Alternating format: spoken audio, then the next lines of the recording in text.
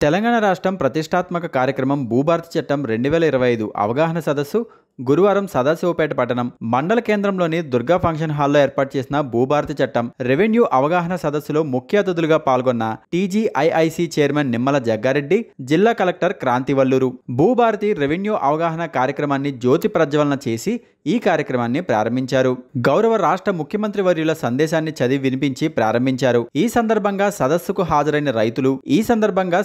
హాజరైన రైతులకు భూభారతి చట్టం యొక్క విధి విధానాలు వివరించారు. అదనపు కలెక్టర్ మాధురి, పౌర సరఫరాల శాఖ జిల్లా manager Ambadas Rajeshwar, revenue division అధికారి రవీందర్ రెడ్డి, స్థానిక తహసీల్దార్ కె సరస్వతి, రెవెన్యూ అధికారులు, వ్యవసాయ అధికారులు, రైతులు, రైతు సంఘం నాయకులు తదితరులు ఈ కార్యక్రమంలో పాల్గొన్నారు.